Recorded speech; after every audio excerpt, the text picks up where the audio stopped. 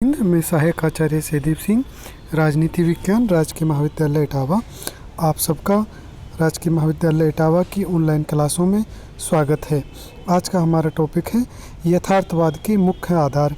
इससे पूर्व हमने यथार्थवाद के दूसरे वीडियो में यथार्थवाद की मुख्य संकल्पनाएं पढ़ी थी, जो थी राष्ट्रीय शक्ति, राष्ट्रीय सुरक्षा और राष्ट्रीय हित। अब हम यथार्थवादी सिद्धांत के मुख्य आधारों का अध्ययन करेंगे, जो है संघर्ष का सिद्धांत, शक्ति संतुलन का सिद्धांत, आतंक के संतुलन का सिद्धांत। तो आइए देखते हैं संघर्ष का सिद्धांत क्या है।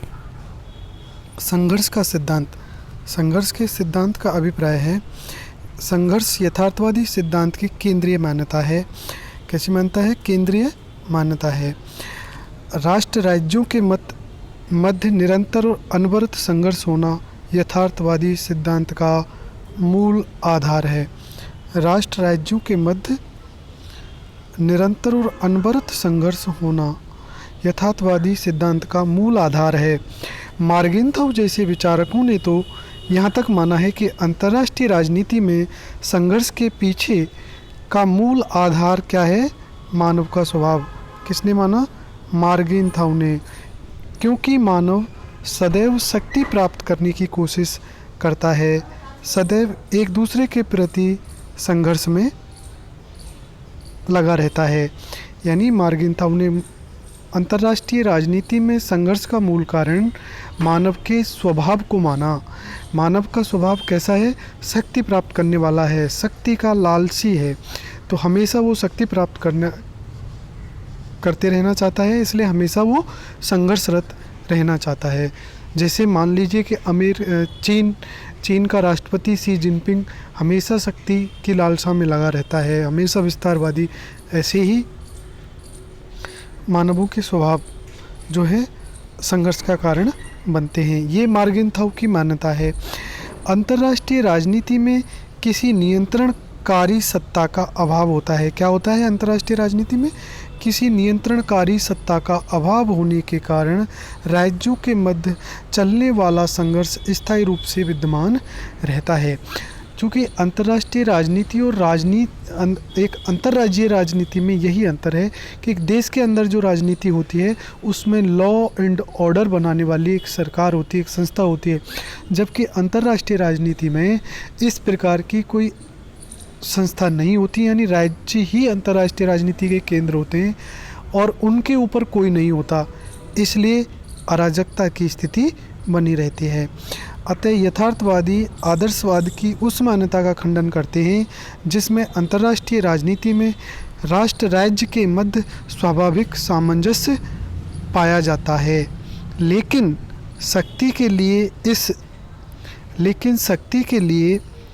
इस सतत संघर्ष का अभिप्राय यह नहीं है कि राष्ट्र राज्यों के मध्य निरंतर युद्ध हो रहे हैं। अब तो इसका केवल यह आशय है कि राष्ट्र राज्य शक्ति के लिए निरंतर प्रतिस्पर्धा में लगे रहते हैं।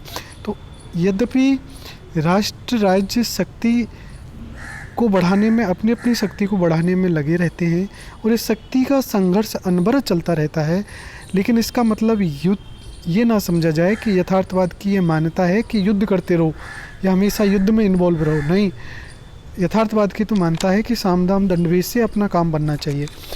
तो इसलिए यथार्थवाद का यह है संघर्ष का सिद्धांत। संघर्ष का सिद्धांत यानी राज्यों के मध्य हमेशा संघर्ष बना रहता है।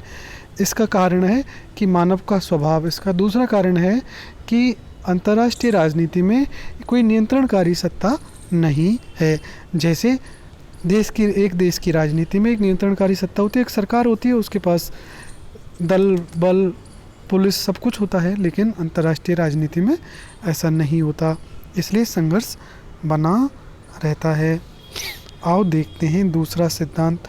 दूसरा सिद्धांत है शक्ति संतुलन का सिद्धांत। दूसरा सिद्धांत क्या है? शक्ति संतुलन का सिद्धांत। पहला सिद्धांत क्या था? संघर्ष का सिद्धांत। दूसरा है शक्ति संतुलन का सिद्धांत।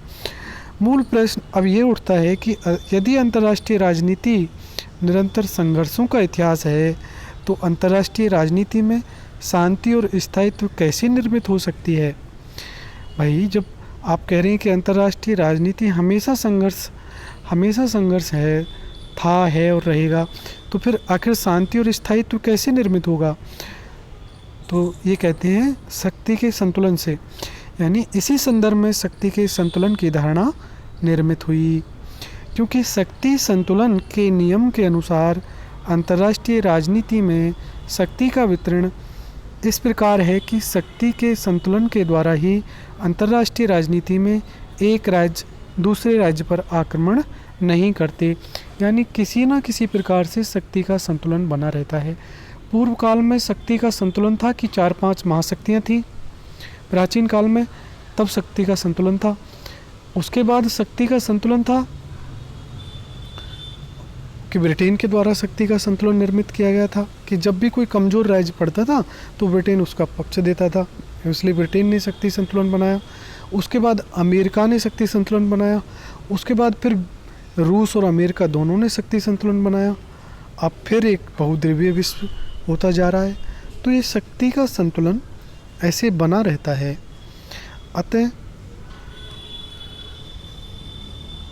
अतः शक्ति संतुलन की यह धारणा उस नियंत्रण व्यवस्था का प्रतीक है जिसके माध्यम से राष्ट्र राज्यों के मध्य संघर्ष नहीं होते।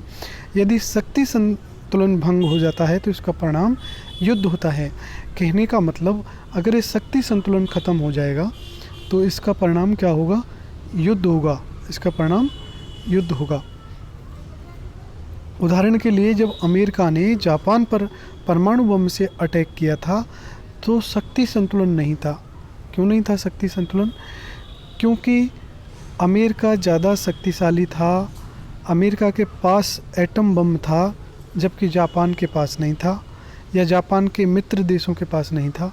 अगर ऐसा होता तो अमेरिका हिम्मत नहीं करता जापान के ऊपर परमाणु बम गिराने की। ठीक है, आइए आतंक के संतुलन का सिद्धांत, ये भी इसी धारणा पर आधारित है कि द्वितीय विश्व युद्ध के पश्चात परमाणु हथियारों के युग में शक्ति संतुलन के बजाय आतंक के संतुलन की संकल्पना दी जा रही है।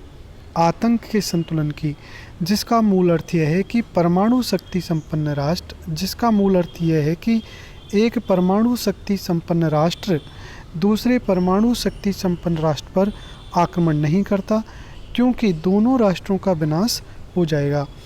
कहने का मतलब, अब सबके पास परमाणु बम है, चाहे कोई छोटा राज्य हो चाहे कोई बड़ा राज्य हो। अगर किसी राज्य ने किसी पर आक्रमण कर दिया तो दोनों का विनाश सुनिश्चित है, क्योंकि हम तो मरे लेकिन दूसरों को भी लेके मरेंगे। तो अब आतंक के संतुलन का दौर है, इसलिए शीत युद्ध के संपूर्ण काल में महाशक्तियों के मध्य युद्ध नहीं हुए, क्योंकि उनके पास परमाणु हथियार थे। अतः डिटरेंस की संकल्पना यथार्थवाद की इस सिद्धांत को व्यक्त करती है कि अंतर्राष्ट्रीय राजनीति संघर्ष का ही क्षेत्र है। डिटरेंस का मतलब यही आतंक का संतुलन की संकल्पना यथार्थवाद के सिद्धांत को व्यक्त करती है कि अंतर्राष्ट्रीय राजनीति संघर्ष का ही क्षेत्र है। संघर्ष का क्षेत्र है आतंक का संतुलन। कहने का मतलब, उत्तरी कोरिया क्या है? आतंक का संतुलन। अमेरिका आतंक का संतुलन।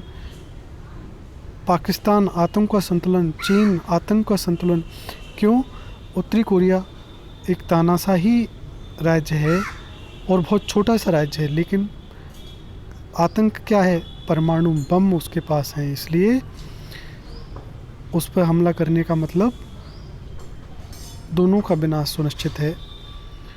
तो ये सिद्धांत हैं यथार्थवादी सिद्धांत। कौन कौन से? संघर्ष का सिद्धांत, शक्ति संतुलन का सिद्धांत और आतंक के संतुलन का सिद्धांत। संघर्ष का सिद्धांत क्या है? कि राज्यों के मध्य हमेशा संघर्ष बना रहता है। क्यों बना रहता है? क्योंकि इसके पीछे मूल कारण मानव का स्वभाव भी है, क्योंकि वो हमेशा शक्ति प्राप्त करने के चाहता है। और दूसरा कारण इसका है कि अंतर्राष्ट्रीय राजनीति में कोई नियंत्रण